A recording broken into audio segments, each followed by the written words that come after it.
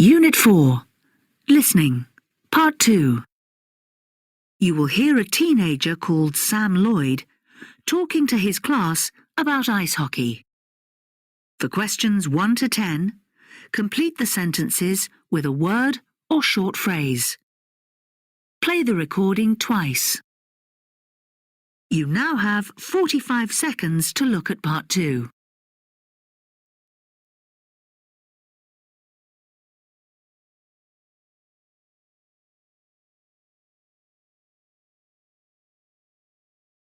Well, I'm going to talk to you today about a sport I've just taken up, ice hockey. It's actually one of the most popular games in the world. You hear a lot about it because it needs so much skill, and it's a great spectator sport. It's exciting stuff too. Some of it's really acrobatic, especially for the guy in goal. What appeals to me, though, is the speed that it's played at. For me, that's what's always made it thrilling and what made me want to play myself. So, for those of you who don't know much about the game, ice hockey matches are played on a rink, and there are 6 players on each team. That's 3 players on attack, 2 in defence, and a goalie. That's what you call the goalkeeper, in front of the net. One of the interesting things about ice hockey is that goalies are really specialised players. They never play in the other positions. Other players do, although they almost never play in goal. Another thing that sets it apart from other team sports is that in ice hockey, every movement of players on the opposing team needs a reaction from every member of your team.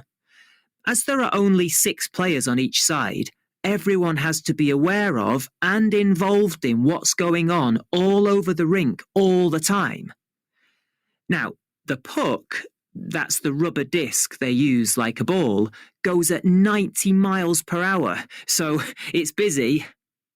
You need to concentrate all the time, and that means it's really tiring for the players. I think that's why each game consists of 3 periods of 20 minutes each, and the players get 15 minutes rest between them. You need time to recover. Last season, when I started playing, I did an 8-week course for beginners at the club here in the city. It was a great way to start because it included basic fitness and balance. Now that was really useful, as you don't want to spend your whole time falling over. Once I'd done the basics and got the hang of the skating skills, I moved on to some special coaching sessions they did. Those were on stick skills for ice hockey, which are very important. I thought it was good that they let you learn at your own pace. You could just ask for help and advice when you wanted it. I was dead keen, so I just kept asking. I bought some kit of my own right away. The minimum you need is gloves, helmet, and skates. You can borrow the rest of the kit all the time you're a junior. The club has loan kit. But people buy their own protective clothing as soon as they get into a proper team. You can buy second-hand stuff, so it's not too expensive. I've started to play in the games for juniors that the coaches organise at the club now. They always try and ensure the players are matched for ability. That means they're probably the same age too. It makes the game more enjoyable and means people are less likely to injure themselves. I've been okay so far, just a few bruises. I did my first hockey course in the summer holidays.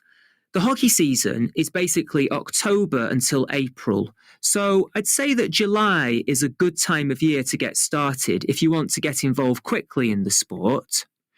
And I think if you do take up ice hockey, you'll really love it and you'll learn a lot. I've got much more confidence now than I used to.